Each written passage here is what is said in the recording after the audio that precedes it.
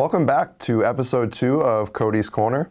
My name is Cody Haddad. I am the Halifax Town Administrator. Thanks for tuning in again. I hope you enjoyed episode 1. Here in episode 2, I'll go through and provide some updates on what's been going on in town throughout the month of October, a few things to look forward to in November, and then we're going to start our first of the recurring series where we'll bring in one of our staff members from a department within the town, introduce you to them, and give an overview of the things that they do in town. And some of these people may be individuals you're not familiar with, you might not see in the public light, but they're all very important in order for us to operate on a regular basis. So I'd like to start off with some pretty exciting news. At the Board of Selectmen meeting on October 24th, we swore in our comfort dog, the Halifax Police Department comfort dog, Roxy. She's a lab. So if you attend a Halifax-sponsored event sometime in the near future, you will likely see Roxy there with her handler, Officer Campbell. And if you watch the meeting from last night, the Board of Selectmen meeting where she was sworn in, you will see she very much enjoys belly rubs. So if you see her, stop by and give her a little belly rub. We also kicked off our fiscal 25 budget process. So the Board of Selectmen and Finance Committee met and had a joint meeting on October 24th to discuss the process for this year's budget and formally start that process. This year we are doing it a little bit sooner than has been done historically in Halifax, but we're excited to get that kicked off. A reminder that our special town meeting for Halifax is going to be on December 14th. An alternate date of December 19th has been chosen. We don't anticipate having to utilize that alternate date, but in case of severe weather or lack of a quorum, that would be the date that we would meet again to try to get the business of the town completed. Articles are due November 21st by 10 a.m. in the Board of Selectmen's office. If you're looking to submit an article for the special town meeting, that is the deadline for that. The Board of Selectmen opened the warrant on their October 24th meeting. One thing to note is for special town meetings, 100 signatures is required in order to get an article on the warrant, where an annual town meeting it is only 10. So just keep that in mind. Next episode of Cody's Corner, I anticipate having Selectman Seelig in, where we'll go through and provide an overview of the warrant to give you the information that you need prior to town meeting so you can make educated votes at town meeting. Fiscal year 2024 tax bills were mailed. The first half bill will be due November 1st. Abatement applications are due and must be postmarked by November 1st, as shown on the tax bill itself. And all applications received after November 1st, we are not able to process. They'll be denied due to a lack of jurisdiction. So if you are filing for an abatement, make sure you get that in a timely manner by November 1st. As of September 1st, the town has entered into a new community choice power supply program. So many of you are probably aware of this. You receive notification in the mail. The town contracts with a third-party supplier for energy in order to provide it to our residents at a lower rate, potentially at a lower rate than the national grid rate that's offered. Our last contract was for a little over 10 cents per kWh. Considering the market for electricity over last winter, which National Grid's rate went over to 30 cents, and ended up being significant savings for our residents. That is the goal for us. We did contract this time around with First Point Power with a rate of 15.178 cents per kWh. The contract term is going to be September 1st, 2023 through November 30th, 2025.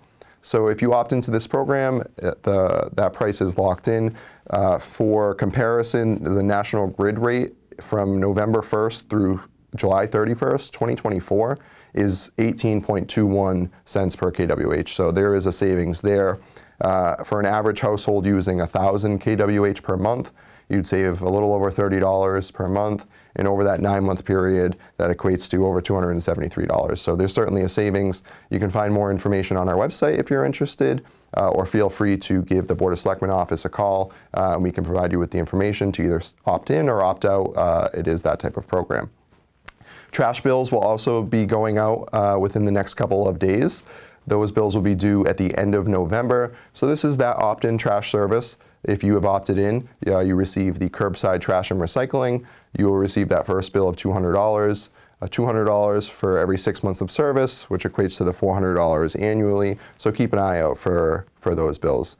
One more item to note is the Morse Brothers earth removal application has been submitted to the Board of Selectmen. We have tentatively scheduled a public hearing for November 6th at 6 p.m. We understand that this has been a controversial topic in town, so we wanted to get that scheduled and get the information out to you. So if you are interested in attending, we want you to be there. We want to hear your feedback and comments. One thing I will note is, as part of this process, the Board of Selectmen have adopted public hearing procedures. You can find those on our website. It just details the process and the expectations for that meeting so we can maintain an orderly process throughout. And with that, now I would like to welcome our first guest as part of Cody's Corner.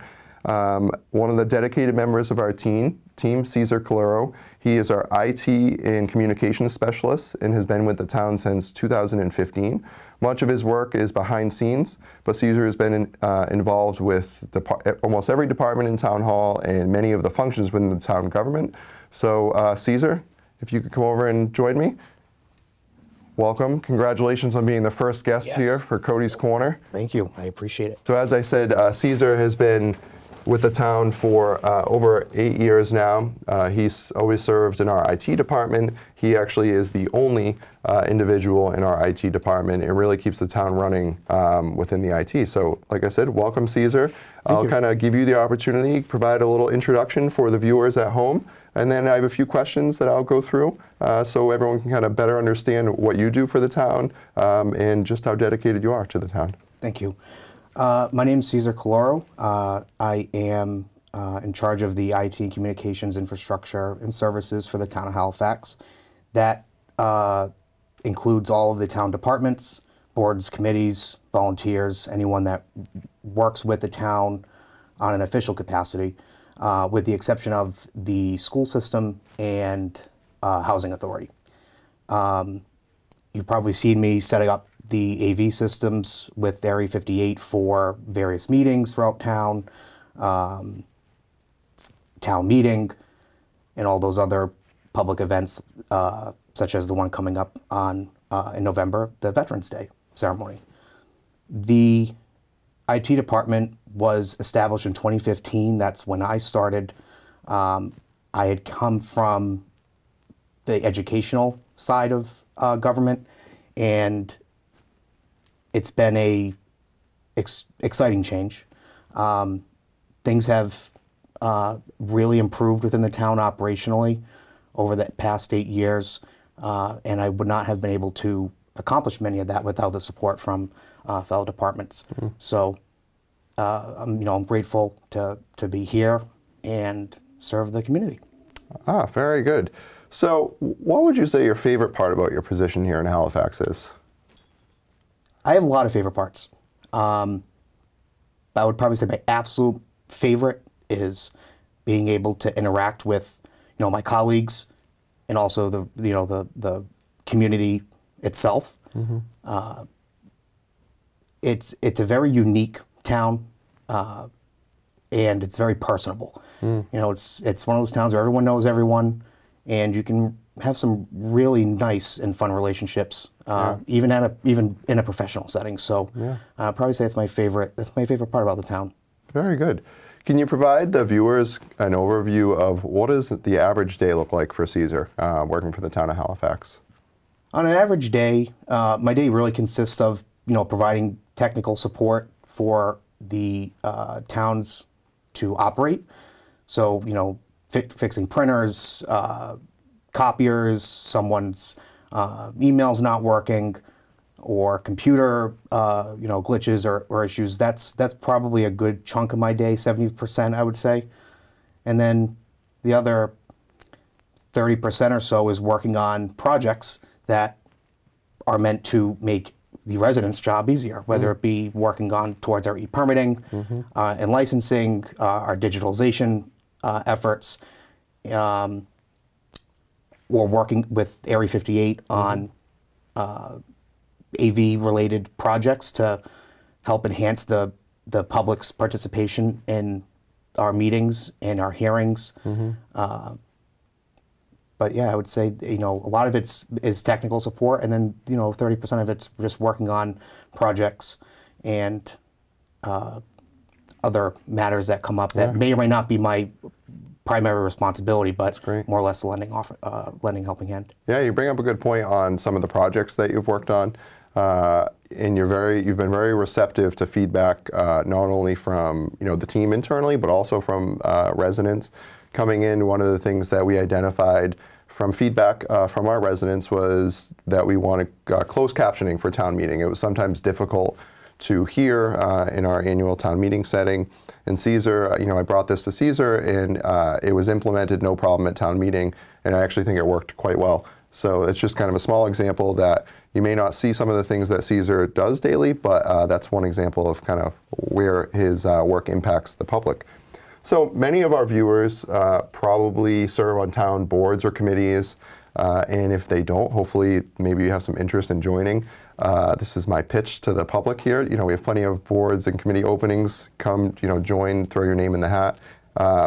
So if someone were to become a board or committee member, whether they're elected or appointed by, say, the Board of Selectmen, what does that onboarding process look like from your perspective for a volunteer board or committee member? The onboarding process, I try to make as easy as possible. Obviously, they're volunteering their time, and I don't want the hardest part of that to be getting set up. Right. Typically, the onboarding process is they fill out a town bank form, which they can get from the town's website, and that gets submitted to the Board of Selectmen's office and or the respective body that they're trying to participate in. At that point, the public body that they are applying to be on would schedule an interview with that individual. That individual conducts the interview, and then it goes to the Board of Selectmen or a form of appointing committee, depending on what the bylaw states, to have that position filled by the prospective volunteer. When the Board of Selectmen, or when that appointment is finalized, the contact information for the newly appointed official is then sent to my office to have an email account created, have their name added on the website, and also to send other supporting documents that might help them with their time here with the town. They are sent an email with their account information, some instructions, my contact information, and a temporary password. And they go through, they reset their password, they log in, and they're ready to go. On my end, there are some bodies, public bodies, that have more particular or specific setup due to the nature of their business or due to their role within the daily operations of the town.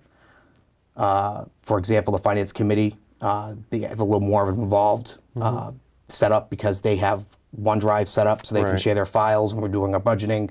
And since we're still meeting on Zoom, that feature has been extremely helpful. So that way we're not having to send copies of Excel sheets and PDFs to multiple members and multiple versions of them throughout the day. That's great. So, yeah, essentially the base onboarding process is only a few steps and usually completed within a 1 to 2 week time frame. Very good. So ultimately, once somebody is appointed or elected to a position, you'll reach out to them with steps. Correct.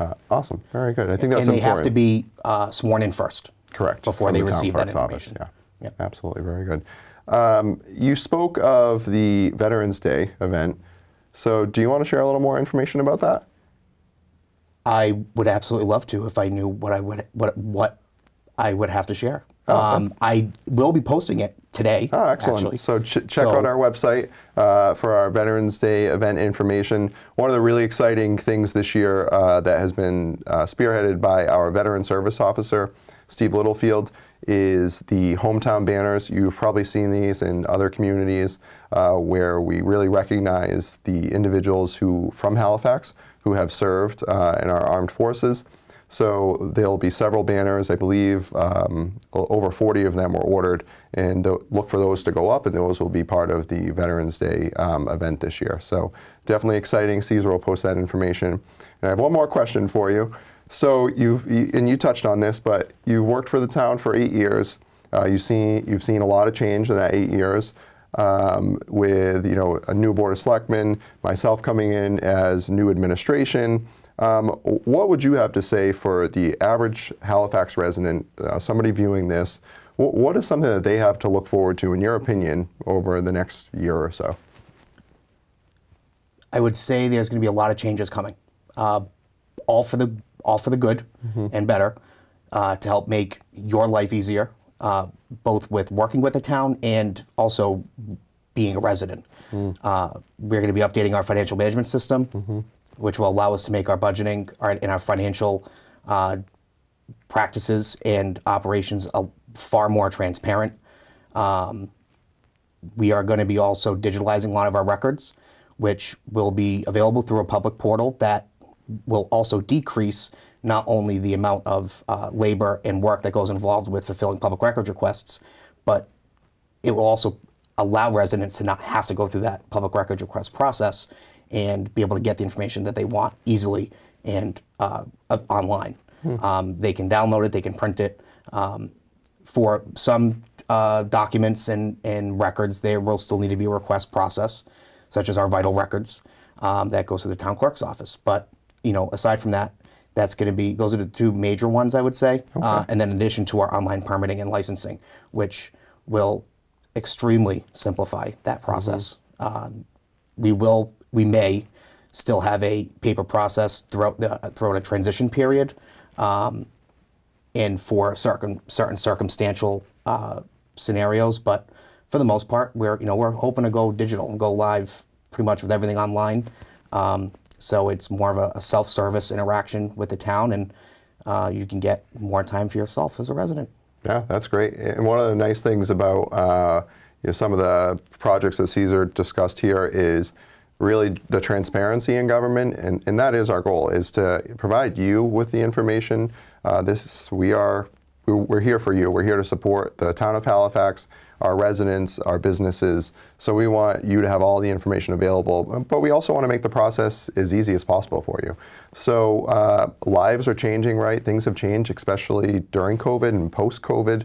You want information available to you. And one of those things with the online permitting is sometimes, you may not be able to submit a permit during the town hall hours, right?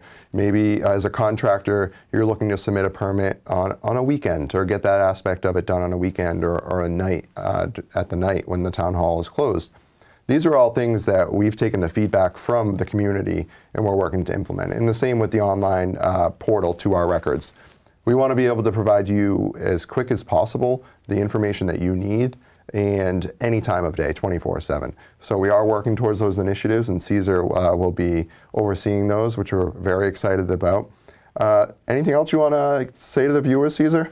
I'm glad that you're doing this. I will say that I know back in towards the end of the fall of 2022, there was a lot of confusion, a lot of unanswered questions and uncertainty within the town of Halifax being operable with the resignation of Selectman DeCessa and Selectman Mead, as well as then Town Administrator Marty Golightly. But I will say that I am confident, and has been proven to me, that the newly elected board of Selectman Bruno, Selectman Selig, and Selectman Nasrallah have all been supportive of all the departments, not just mine, as well as your support has been extremely vital to making sure this town continues to thrive, and we only make government easy and better for everyone. Yeah. You know, it was a tough time in the end of 2022, but you know, fast forward a year later, and it's like never even happened. That's all I can say about that. Excellent. Yeah, a lot to look forward to here in Halifax.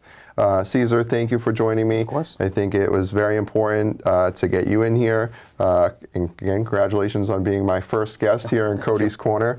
And you know, look forward to next month. Not only will we be reviewing that town meeting warrant, but we'll also look to have another department in to introduce them to you and vice versa, and give you that information. So as always, thank you for watching. I hope you tune in again next month. I hope you've enjoyed this and it's been informative.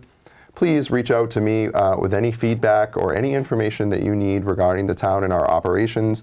You can always contact myself or my office at 781-294-1316, or email me directly at cody.haddad@halifax-ma.org. So again, thank you, and I look forward to seeing you all again next month.